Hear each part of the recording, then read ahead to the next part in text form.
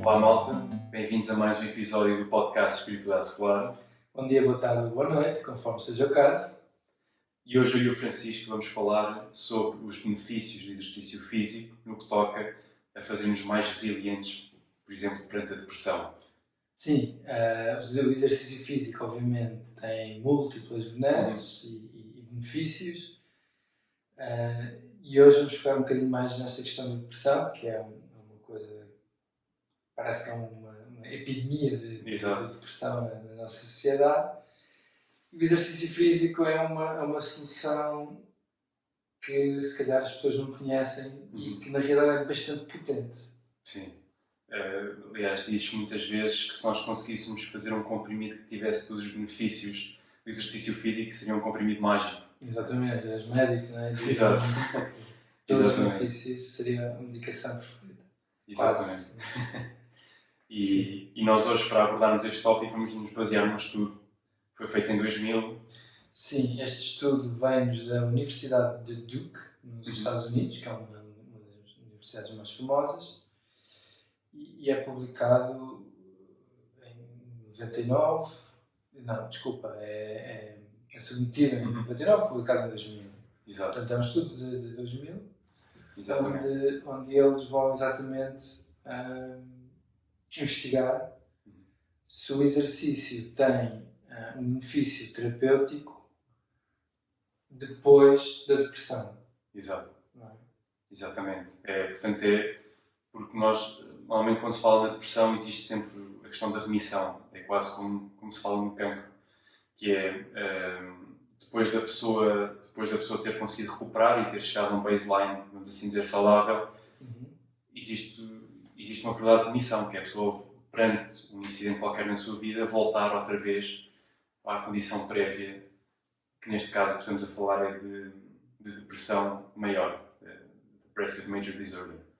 E nesse contexto, o que este estudo quer comparar é a farmacoterapia, através do uso do antidepressivo, versus a prática do exercício físico. E no contexto deste estudo temos 3 grupos diferentes. Um grupo que só faz exercício, e o tipo de exercício é exercício aeróbico, portanto, onde nós vamos até 70% do nosso ritmo cardíaco máximo, como por exemplo correr, fazer um jogging, coisas desse género. Temos outro grupo que só está a tomar um antidepressivo, neste caso é o Zoloft, e depois temos um terceiro grupo que é a combinação dos dois, onde temos indivíduos que estão tanto a tomar o antidepressivo e a fazer a medicação. Sim, e eles chegam a este estudo porque já tinham feito um estudo antes, não é? Exatamente. E então, gostaria de referir isto, que é o estudo anterior que eles fazem, e este grupo parece que é liderado aqui pelo Dr. Blumenthal. O primeiro estudo que eles fazem é mostrar que na depressão, quando a pessoa está em depressão, fazer o exercício físico nestas condições, um tipo de exercício aeróbico, dor, que leva a uma certa frequência cardíaca, é capaz de tirar a pessoa da depressão. Exato. Okay? Exatamente. E agora, pronto, vamos falar deste segundo estudo que fazemos aqui hoje, que é a tal prevenção da depressão voltar a acontecer depois da pessoa já ter superado com sucesso um episódio de depressão. Na literatura, até este ponto, não é? Era bastante claro que uma pessoa que tinha sofrido uma vez de depressão está suscetível sempre a sofrer mais vezes de depressão. Nem toda a gente é assim, mas a grande maioria dos casos isso parecia e parece ser verdade. No entanto, eles aqui mostram que com o exercício físico isso não tem que ser um destino. Exato. E o que eles repararam foi que depois de 4 meses de tratamento, portanto nas 3 modalidades, os 3 grupos mostraram bastante semelhanças a nível da melhoria do seu estado básico, que era a depressão. No entanto, a grande diferença vem depois, precisamente nisso que tu disseste, que é depois do tratamento ter sido efetuado, quantas destas pessoas é que se conseguem manter num estado de remissão? E aí é que vieram as grandes diferenças, onde se reparou que o grupo que teve como exercício o foco principal terapêutico foi que conseguiu manter as taxas de remissão mais baixas. Exato. E aqui nós não sabemos se as pessoas se mantiveram a fazer exercício ou não. Exato. Isto é importante salientar. Foi um exercício feito numa altura terapêutica, o benefício, quando eles pararam a fazer exercício, durou 10 meses Exato, exatamente. Em que eles podem ou não ter feito exercício, não sabemos, não é? Mas em princípio não foi isso. O que foi importante foi ter feito exercício naquela altura. Exatamente. Sim, normalmente, depois quando se fala na terapêutica, o que costuma ser feito é, a partir do momento que a pessoa consegue sair daquele período depressivo mais intenso e consegue chegar a um estado de baseline normal, normalmente tende-se a continuar o mesmo protocolo durante 6 meses só para manter.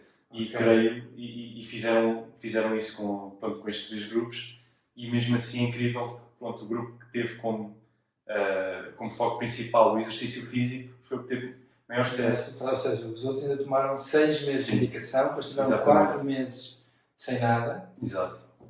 Exatamente. E pronto, e o terceiro grupo, uma mistura das duas coisas, não é? E a parte curiosa é que o terceiro grupo, que tem tanto o uso do antidepressivo e o exercício físico, nós vamos achar, ok, este foi o grupo que teve melhor resultado, porque assumimos que há um efeito cumulativo ou aditivo a juntar as duas coisas, mas não. O ter juntado os dois não resultou numa melhoria superior ao grupo que só fez exercício físico. E depois os autores falam um bocadinho sobre o porquê disto. Curioso, exatamente. E eles especulam que muitas das pessoas, porque isto foi um desenho aleatório, que é, eles pegaram em 156 participantes e depois dividiram-nos nestes grupos. Só que o que eles repararam foi que as pessoas que estavam no grupo onde tiveram a combinação dos dois, muitas deles tinham um sentimento anti o uso dos antidepressivos.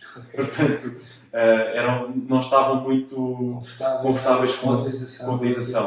E eles acham que esta parte afetiva perante o uso do antidepressivo poderá ter impactado um bocadinho também o tratamento. E depois, quem sabe, né? Até que ponto é que as pessoas de facto andaram consistentemente a tomar e a seguir o protocolo. Sim, isso é sempre um problema com as medicações, a aderência da pessoa ao protocolo de medicação. Exatamente. No caso do exercício, esse problema também existe, não é? Se dissermos às pessoas, ok, vão fazer exercício 20 minutos todos os dias, não é? É difícil a pessoa manter, de facto, os 20 minutos todos os dias, ou algo do género.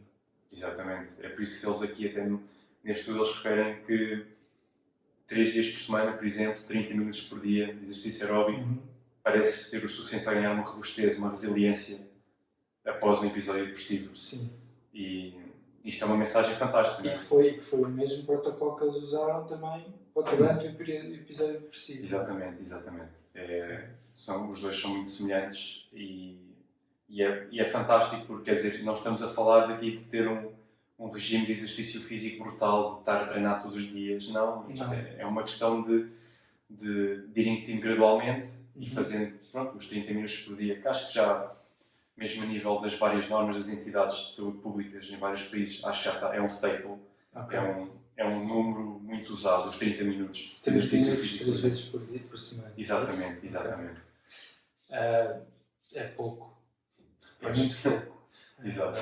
Porque há aqui uma questão que eu acho que vale a pena falar, não é? Que já não tem tanto a ver só com a depressão, que é a tal necessidade do exercício físico. Os animais têm sistema nervoso justamente porque se movem. Exato. Não é? No entanto, nós seres humanos estamos a virar isto de pernas para o ar, estamos a usar o nosso sistema de motilidade para não nos termos que mexer. Não é? Hoje em dia, nós até chamamos a comida à distância vem ter connosco a casa, já nem é preciso, quanto mais ir à caça, já nem é preciso ir ao restaurante. Exato. Não é? A corrida da caça já era, até o passeio ao restaurante já se foi. Portanto, o nosso... há um preço a pagar por isto, não é? O nosso corpo e a nossa mente, não é? Que são a mesma coisa no fundo, começam a partir-se por falta de uso, começam a degenerar por falta de uso e possivelmente a depressão é um sintoma geral deste... Penso que é mais complexo do que isso, não é? Porque tem a ver com muitas outras coisas. Mas há aqui uma componente geral na saúde pública que é simplesmente a falta de movimento. Sim, sem dúvida.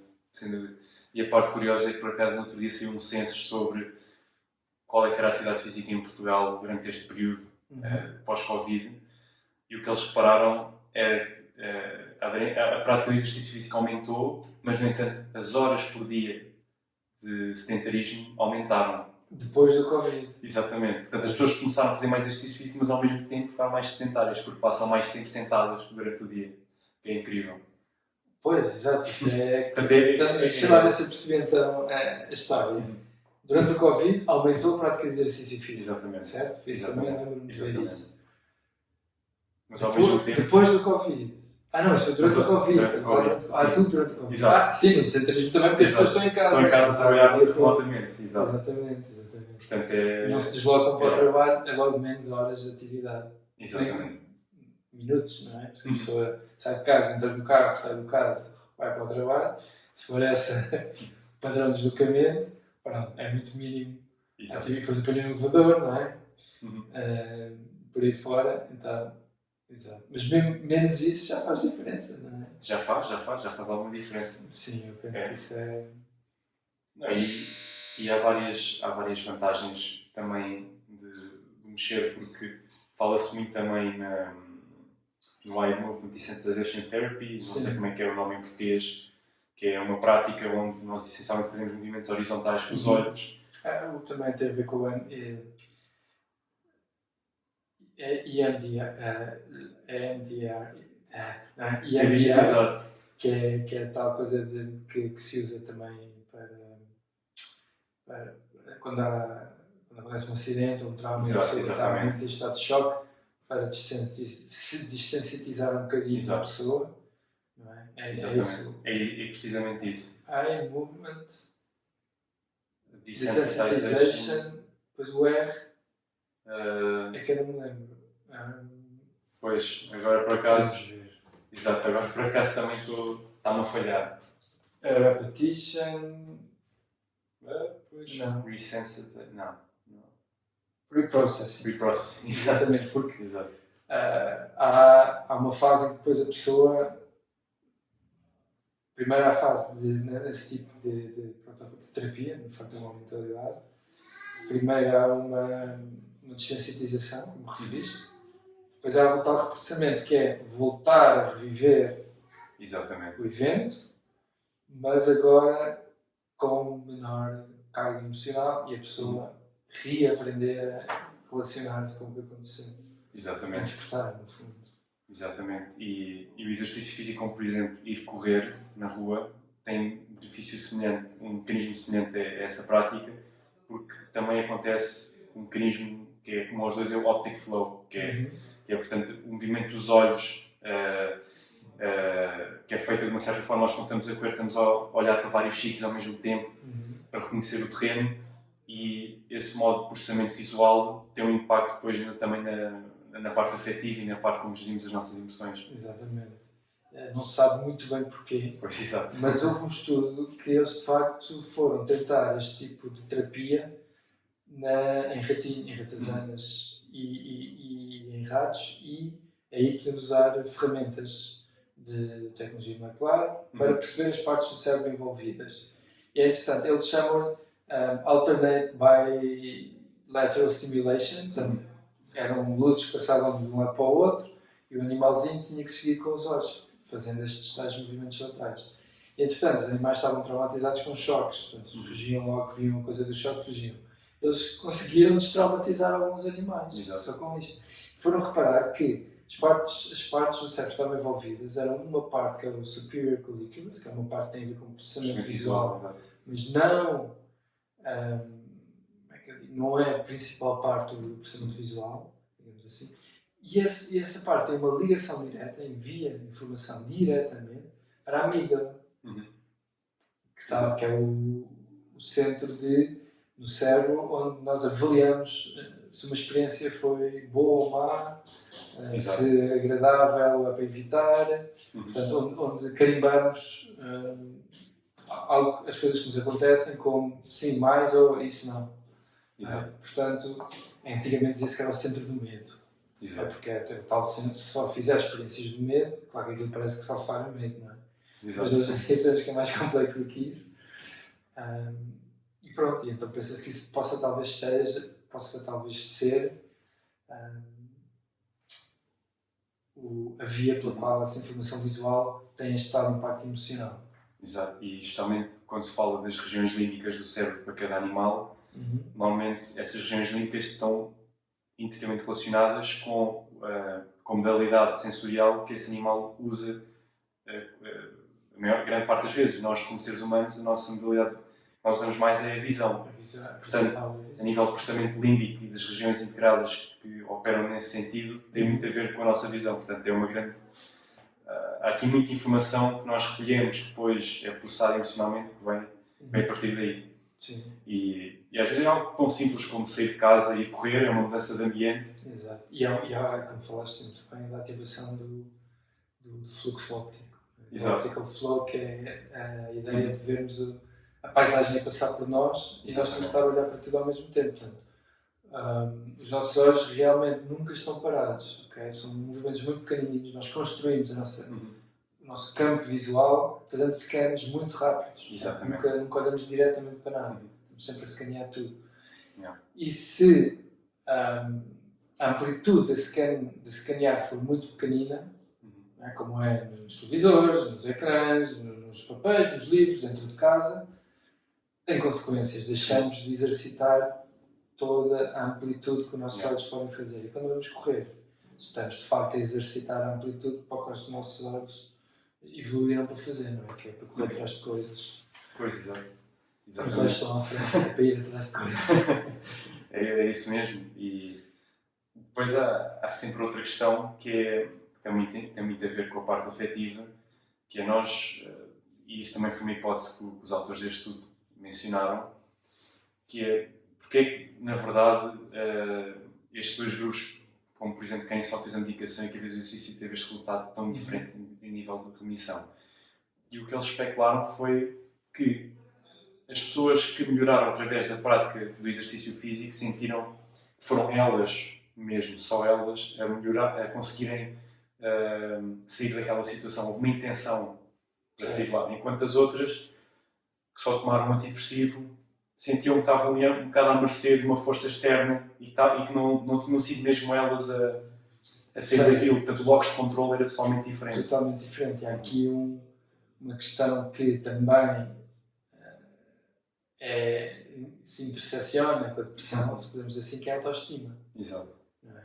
Portanto, enquanto no protocolo de exercício a pessoa também adquire um melhoramento na autoestima, foi pena eles não terem feito nenhuma medição de autoestima, também existem casos psicológicos para isso. Eles usam para a depressão. Sim. E pronto, está certo, estudos sobre depressão.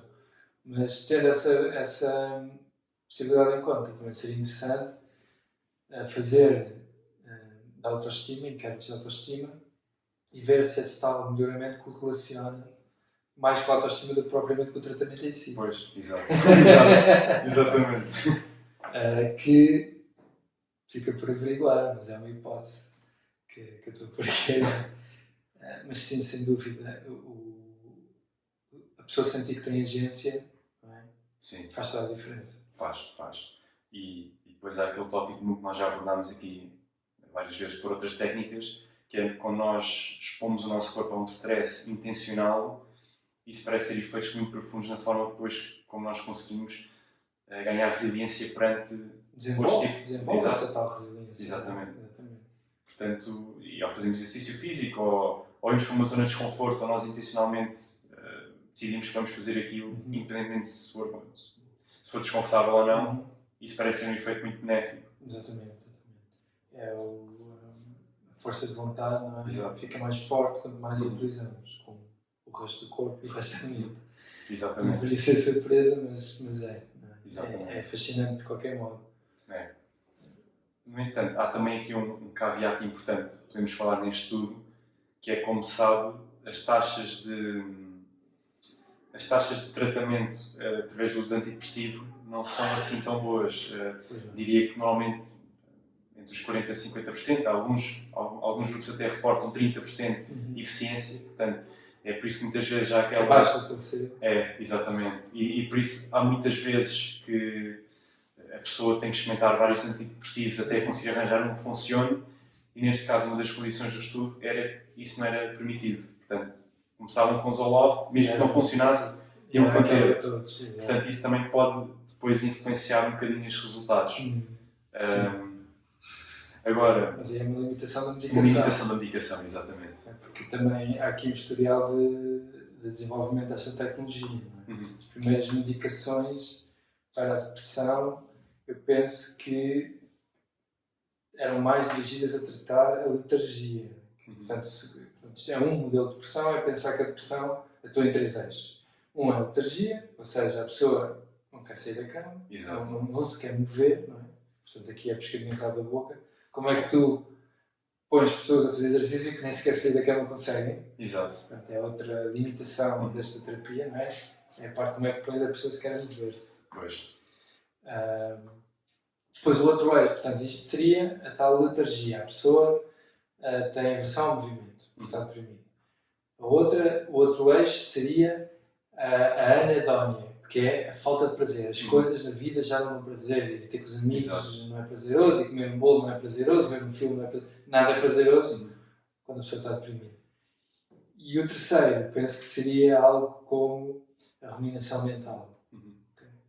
E a primeira geração de antidepressivos atuava só neste ponto da letargia, porque é muito bom, porque assim que a pessoa se começar a mexer, parece que o exercício físico toma conta da pessoa e pode resolver os outros problemas, os outros eixos, digo. E, portanto, estas eram medicações derivadas de medicações para a pressão arterial, baseadas em transmissão por noradrenalina. Depois vêm estas mais avançadas, que são, como o exemplo aqui do Zoloft, que são baseadas em transmissão por serotonina. Exatamente. Interferem com o mecanismo de serotonina, ajudando a pessoa no eixo da anedónia. Acho que a pessoa volta a conseguir ter prazer nas coisas, que a serotonina é importante para a pessoa poder desfrutar. Exato. Portanto, se calhar nos falta também não sei se existe já, pois. Penso que talvez já consiste um terceiro, que seria já quase um antipsicótico, não é? Que permite controlar um bocado, se calhar, a ruminação mental desse aspecto. Pois, aí há coisas muito interessantes, porque na literatura recente há vários estudos que falam, por exemplo, dependendo dos diferentes tipos de depressão, por exemplo, depressões onde o sentimento basal é a anedónia, se calhar o que está subjacente a nível neurobiológico é uma disfunção dopaminérgica, portanto, a dopamina. E eles repararam que, nesse tipo de casos, se calhar um SSRI, portanto, este tipo de antidepressivos, não vai funcionar muito bem porque não está diretamente a modular nada do circuito dopaminérgico. Portanto, eles depois começaram a experimentar com a Ritalina, que é usado, acho eu, para o déficit de atenção. Exatamente, que atua na dopamina. Portanto, é como tu dizes, acho que isto ainda está muito... Sim, a medicação não funciona muito bem, no fim e ao cabo. Exato, para muita gente faz milagres, mas ainda existe uma grande parte da população que, infelizmente, não reage aos fármacos. Felizmente, toda a gente reage ao exercício. Pois, sim. É outra vantagem desta terapêutica. Sim, exatamente. Não há ninguém que não reage ao exercício físico. Até agora, que existe na literatura. A dificuldade naqueles casos em que a pessoa nem sequer consegue sair da cama. Pois. Eu já tive, no coaching, às vezes já tive casos em que a pessoa vem, não direto uma depressão clínica, mas realmente deprimida. E então, as nossas sessões, em vez de ser dentro de casa, passam a ser em movimento.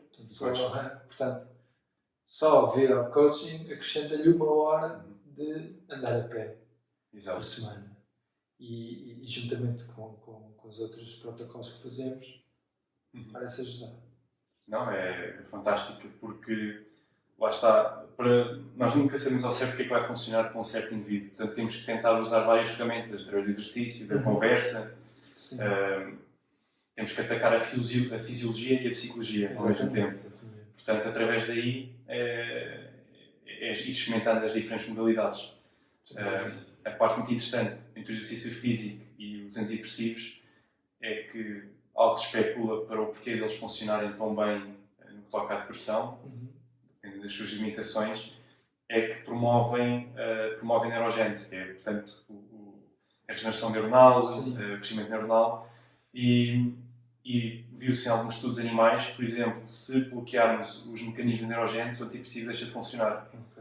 E, portanto é muito interessante ver também Sim. essa fisiologia por trás. Sim, a questão dos neurogenes em adultos humanos sempre foi limitada. contenciosa, não é? Mas pronto, ficou bem estabelecido que existe em certas partes do cérebro e até que o exercício físico promove. Sim.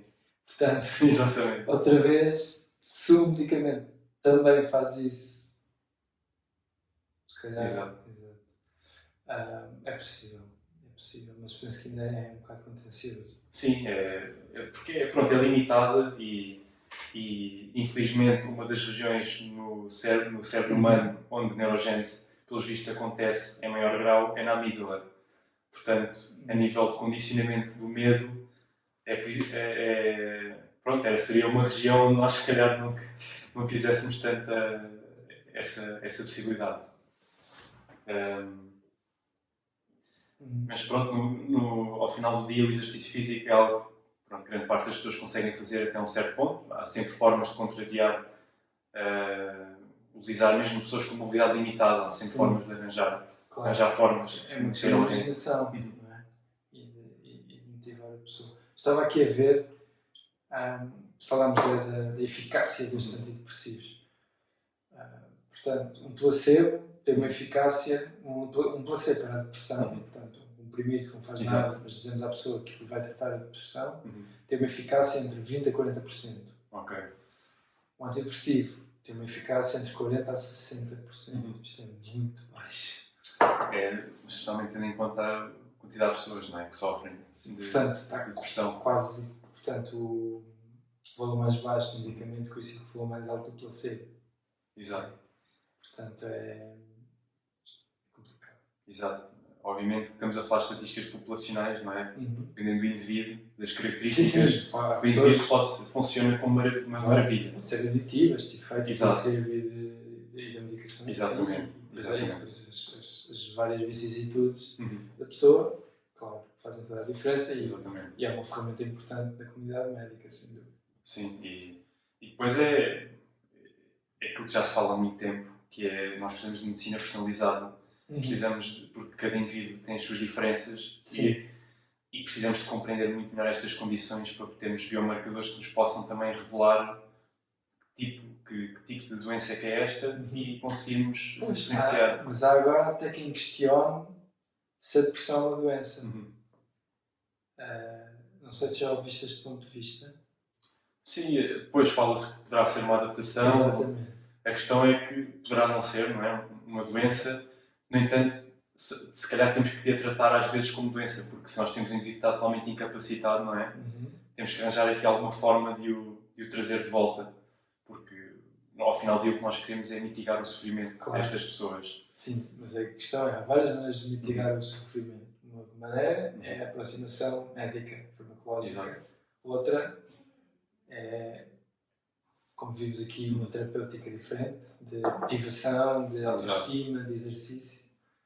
E portanto, não sei, dependendo da perspectiva que se toma, se calhar também resultará melhor com certas pessoas ou com outras. Certo, exatamente. Também haverá aqui uma variabilidade de aproximação, que a pessoa não quer dizer que está doente, quer dizer, pronto, está um bocado em baixo, precisa de uma ajudinha, fazer qualquer coisa para deixar de estar em baixo. É uma coisa. Agora, e se essa pessoa for me dizer, você está doente, e ela, pronto, então ainda fica mais deprimida. Quando se calhar outros, não, estou mesmo doente, dá-me aí qualquer coisinha para ficar bom, e ficam bons. Pois é, de facto é um tema difícil. Depois a minha dúvida é, será que a forma como definimos a depressão se deve mandar na forma como nós tratamos estas pessoas, não é? Eu penso que tem impacto. Se deve mandar ou não, eu penso que quer tu queiras, quer não, a maneira como defines o problema vai limitar o espaço de soluções em qualquer questão. Então, por isso é que a definição do problema é tão importante. Definir bem o problema leva-nos mais rapidamente a encontrar uma aproximação mais eficiente. Muitas vezes é difícil a definição do problema. É bastante difícil, até porque durante muito tempo falava-se, e ainda se fala, que nós temos a depressão biológica, que é puramente química, e depois temos outra depressão que é afetiva, é emocional, mas os mecanismos inerentes a cada uma das duas, na verdade, devem ser muito semelhantes. Eu diria até os mesmos. Ou os mesmos, exato. Porque nós não temos o... estou mal biologicamente, mas estou bem psicologicamente. Exatamente. Não há separação. Essa separação é só nos livros da escola. É muito artificial, Mas é a visão reducionista, não é? Sim. Da ciência, não é? Tem que separar as coisas em caixinhas. Exato. Mas a realidade de um ser humano não é assim que é vivida, não é? Está-te misturado sempre. Não há essa distinção. Exato. Eu acho que muitas vezes no diagnóstico o que se tenta perceber é, por exemplo, o luto. Uma depressão que vem do luto não é doença, não pode ser. Exatamente, é um Não pode ser, mecanismo. não pode ser. É um mecanismo de adaptação. É um mecanismo de adaptação. Agora, poderíamos ter outros casos onde a pessoa, por nenhuma razão aparente, como por exemplo, há um livro muito interessante agora posso me enganar o nome, mas é do William Styron, que era acho que quando ele recebeu o Nobel de Literatura, foi convidado para ir almoçar, a ter um almoço em seu nome. Nobel, sim. Mas ele, de um momento para o outro, deu-lhe ali um switch qualquer, houve algo que aconteceu e ele entrou numa depressão, num estado nem conseguia sair da cama. O pai dele já tinha tido o historial depressivo, então pronto, eu creio que há claramente uma diferença entre as duas coisas, onde num aspecto, uma pessoa que sofreu uma perda imensa, isso não é doença, Claro. É como tu disseste, é uma reação à vida, ao que aconteceu. Mas depois temos outros casos onde já poderá haver... Sim, eu aí interpreto isso de outra maneira, que é, há uma propensão que as pessoas têm maior ou menor para a depressão. Exato. Okay? Como tu disseste muito bem, quando acontece uma perda muito grave na vida de uma pessoa, toda a gente vai abaixo. E é bom que assim seja. Exato. E há o tal que nós chamamos de período de luto, que é um período, não é uma permanência. Exatamente. A pessoa fica de um luto durante certo tempo, é saudável. Mais do que aquilo, não é saudável. E nós chamamos de doença, é o luto. Agora, esse período de tempo, quanto tempo é que dura? Com que intensidade é que a pessoa sente? Com que facilidade é que sai dele? Tudo isso eu acredito que é uma base hereditária, genética, biológica, para essa variação toda. Não é? Portanto, sim, está sempre tudo junto, mas é sempre o mesmo. Há pessoas mais sensíveis, menos sensíveis, mais resilientes, menos resilientes. Claro, e mecanismos psicológicos. Esta hereditariedade até vai mais longe. Não é só biológica, também é cultural e educacional. As defesas mentais que nós aprendemos ao longo da nossa vida também nos proporcionam mais ou menor resiliência. Os que criamos, não é? Os mecanismos psicológicos. Há um livro, não sei se já referi aqui, penso que já referi, de uma psicóloga originalmente húngara, tornada americana, que ela sobreviveu a uma concentração. Exato. E a defesa mental dela foi passada, era uma crença que a mãe passou, que era a crença de que temos sempre uma escolha. Exato. Nem que seja só dentro da nossa cabeça, porque cá fora está o caos total. Exato. Portanto, essa crença era um mecanismo de defesa dela que permitiu superar desafios horríveis. Não é? Claro. Não, isso é como tu dizes. E também se herda. Exato. São tantas variáveis. Aliás, em termos puramente linguísticos, quando se refere a uma patologia da mente, já nem se refere como doença. Chama-se síndrome, porque nós nunca sabemos bem a causa. Sim. Porque vamos imaginar que eu perdi alguém muito importante na minha vida e fico altamente deprimido. Isso podemos dizer, a causa por tu estás assim é porque perdeste alguém. Sim, poderá ser, mas nem toda a gente reage da mesma forma que eu. Existem outros mecanismos que nós desconhecemos que tiveram um impacto nisso. Portanto, é que nós fazemos a pergunta do porquê. Sim, para escolher a causa é difícil. Há sempre mais uma camada por baixo. Porque normalmente, eu gosto de dizer que não faz parte de ciência. Exato. Como? Não é bem uma coisa. Exato, a causa é difícil. Temos associações, não temos causas. Portanto, e essa questão que tu mencionaste de não se chamar doença quando é de foro mental, está bem patente no manual americano. Exato. As doenças mentais não dizem doença, dizem desordem. Desordem mental, não dizem doença mental. Exatamente. Para não confundir com esta tal limitação, é só biológico, está isto e aquilo. Exato. E provavelmente quando falamos de doenças, sabemos mais ou menos alguma causa. E no que toca à nossa mente, nós sabemos muito pouco ainda sobre o que é que está a acontecer a nível mesmo, a nível da biologia e mesmo a nível, pronto, em vários níveis. É difícil de saber, é tão complexo. E agora, João, se tivesse alguma recomendação a dar às pessoas que estão, pronto, se calhar outra vez, não somos médicos, portanto não vamos falar para pessoas que estão clinicamente deprimidas, mas que se sentam em baixo, que se sentam a depressão à porta, digamos assim. Exato. Baseado aqui no que exercício estamos a falar, no exercício físico. Portanto, no meu caso, o que eu sinto quando eu estou a ter um dia mau e que me ajuda em termos dos vários tipos de exercício físico é mesmo tipo de exercício aeróbico, portanto, ir correr. Correr não tem que ser uma corrida intensa, só manter um nível onde a pessoa ainda consiga ter uma conversa se alguém estivesse ao lado. Portanto, não é mostrar uma pessoa ali, bater o tempo, nada. 30 minutos ir correr, como está no estudo. E depois, eventualmente, a pessoa vai começar a reparar que aquilo dá-lhe algum alívio, que ajuda. Possivelmente vão haver diferenças fisiológicas no corpo, a pessoa vai perder gordura e depois isso, como tu disseste, vai dar autoestima. Poderá não acontecer, depende, há vários fatores. Sim. Mas eu creio que depois vai haver um momento, no início vai ser difícil, mas depois quando esse hábito começa a ficar mais consolidado, depois dá para começar a experimentar outros tipos de exercício físico, como um treino de pesos, com halteres, podem ser coisas muito simples, fazer flexões. A partir daí eu acho que torna-se, com coisas muito simples, a pessoa consegue ganhar outras ferramentas, usando o exercício físico. Pronto, nessa linha, e para quem correr também já parece uma coisa que evolui, é muito complicado, é preciso uns ténis, é preciso não sei o quê. Andar já é bom, exato. É menos eficiente em termos de tempo, vai ter um benefício menos imediato e não tão fácil de reparar, mas se for consistente, passar a andar 30 minutos por dia em vez de 5 ou 10, que se anda do carro para a casa, nos trajetos que se fazem, aumentar o tempo a pé, pode imediatamente ajudar, porque o andar a pé também faz, apesar de não ter os benefícios do exercício físico diretamente, vai ter os benefícios do Optic Flow.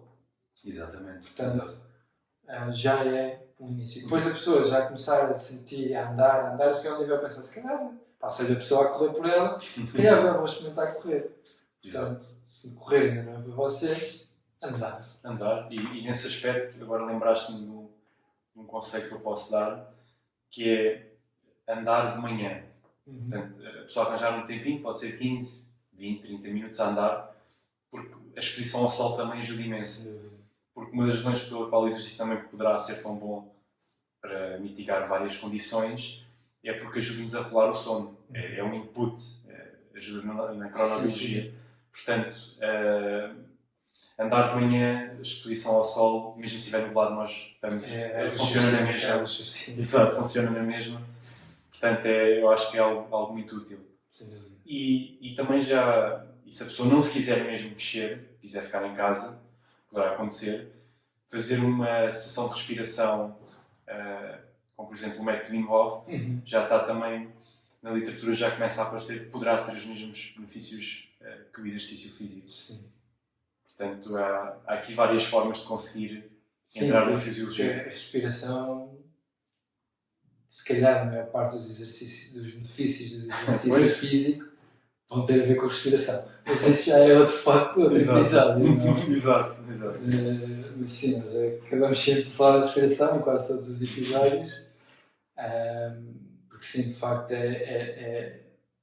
parece estar a surgir como o tema central da nossa regulação mental e física. Lá está, sem separar as caixinhas. Portanto, através da respiração conseguimos, de facto, transformar-nos. Exato. O cérebro respira. Exato, tudo respira. Exatamente. Portanto, eu acho que a partir daí dá para construir com coisas muito simples. Eu acho que a ideia central que nós queremos passar às pessoas é que, através de protocolos mesmo muito simples, começando devagarinho, se a pessoa não tiver a mesma potência, pode fazer uma vez por semana, depois começar com 2, começar mesmo em passos pequenos, é possível criar um programa que é totalmente à autoria da pessoa e que vai construir uma resiliência superior Sim. e não custa nada a nível económico. Sem dúvida. Outra vez as grandes vantagens. Exato. Portanto, eu acho que a partir daí dá para conseguir fazer coisas muito boas. Exato. Yeah. E acho que eu não tenho mais a acrescentar, que Sim. algumas notas finais. Sim, eu acho que